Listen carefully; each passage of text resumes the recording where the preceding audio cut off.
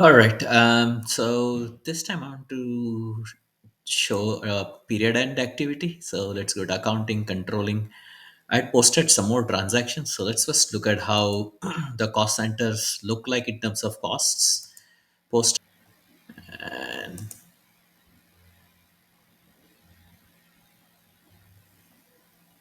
okay, so we see that the transactions have been posted to three cost centers for this year.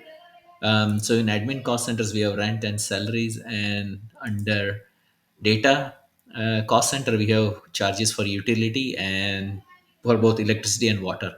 So what we want to do is we want to um, distribute this charges to production cost center. So let me open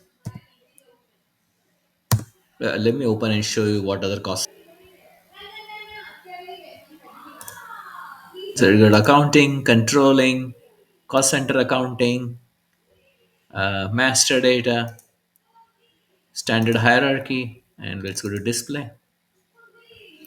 So what we want to do is we want to allocate the costs from data cost center to this two production one and production two cost centers, maybe in 60-40 ratio. And we also want to preserve the cost element that it was posted against. So if you look at it, it was posted against utility electric and utility water. So you want to preserve.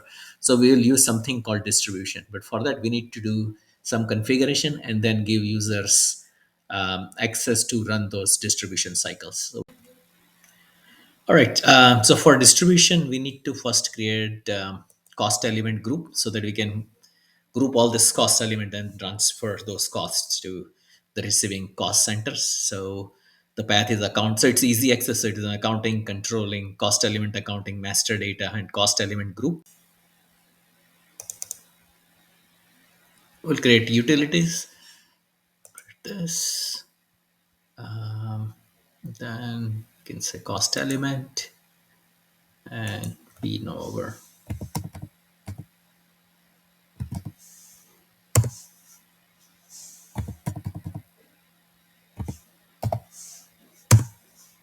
Okay. Then we save. Changes have been saved. So we created the utilities cost element group. So let's look at the configuration for distribution of the cost. So SPRO, go to reference IMG, go to controlling, cost center accounting, and actual postings, period end closing, this, and then distribution. And so this is where we do the setup for the distribution cycle.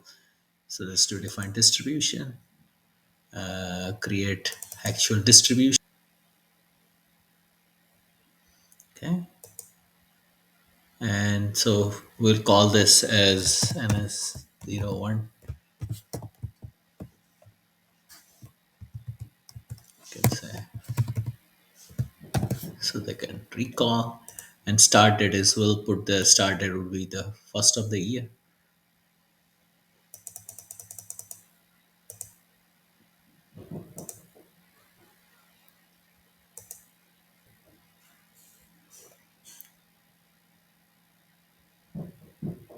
Okay, so we'll call this as ns01 data to prod cc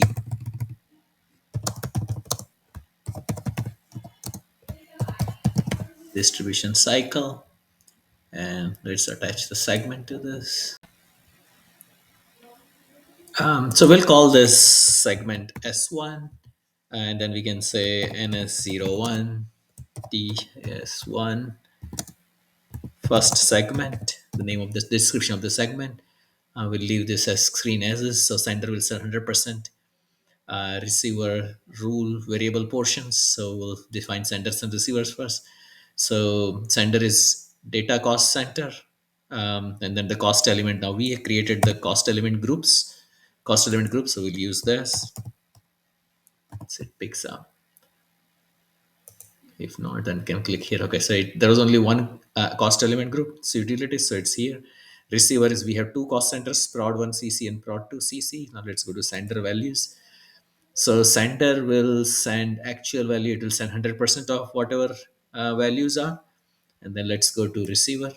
So the receiver will receive, okay, they will receive the same cost element group. Now we already know what cost element group, but let's just try. So utilities, so it will also receive utilities cost element groups, and then weighing factors. So prod 1 cc will, we said, will receive 40 60, so we'll say 40 and 60. So I think that is our solution, that is our segment. Now this is saved, so now it will be available for users to use this. So we'll, in the next video we'll actually run the distribution cycle and see what happens. Thanks for watching.